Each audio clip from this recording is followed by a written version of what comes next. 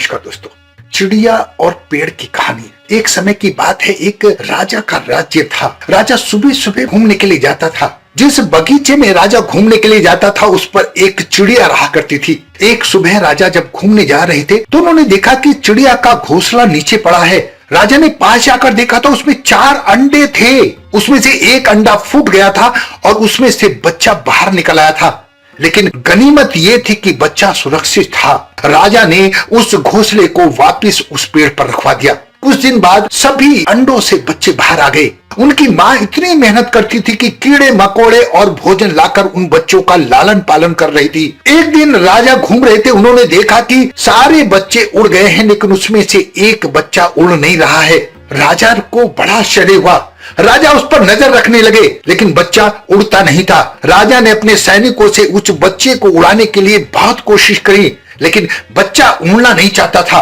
एक डाल से उड़कर दूसरी डाल पर बैठ जाता था, थोड़ा सा चलता था क्योंकि उसकी मां उसकी सेवा कर रही थी। वो आलसी हो गया था। राजा ने अपने नगर में ढिंडोरा पिटवा दिया कि जो इस चिड़िया के बच्चे को उड़ाएगा उसे उचित इनाम दिया जाएगा। सब लोगों ने बहुत कोशिश की लेकिन बच्चा उड़ने के लिए तैयार नहीं था। उसकी मां उसके लिए खाना लाती और उसे वहीं दे देती थी। बच्चा खुशी खुशी अपना जीवन व्यतीत कर रहा था। एक दिन एक आदमी राजा से मिलने के लिए आया कि मैं उस बच्चे को उड़ा सकता हूं लेकिन ये काम मैं सुबह करूंगा, अब अंधेरा हो गया है। मैं आज यही रुकना चाहता हूं।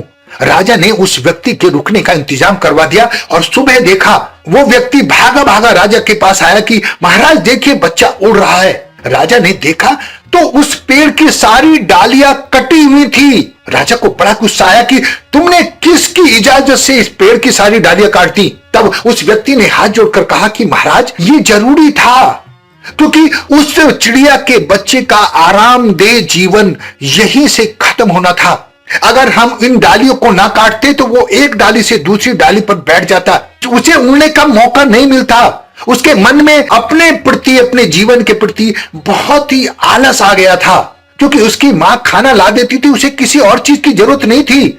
वो उड़ना ही नहीं चाहता था। ये डाली काटने के बाद उसके पास कोई दूसरा रास्ता बचा ही नहीं था, उसे उड़ना ही था। राजा उसकी बात सुनकर आश्चर्य में पड़ गए और उसे बहुत उचित इनाम दिया।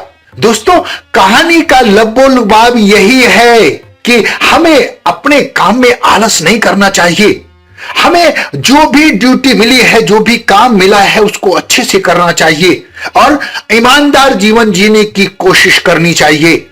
यही जीवन का उद्देश्य होना चाहिए, यही जीवन का मकसद होना चाहिए। अपना बहुत ध्यान रखें, हंसते रहें, मुस्कुराते रहें, खुश रहें। धन्यवाद।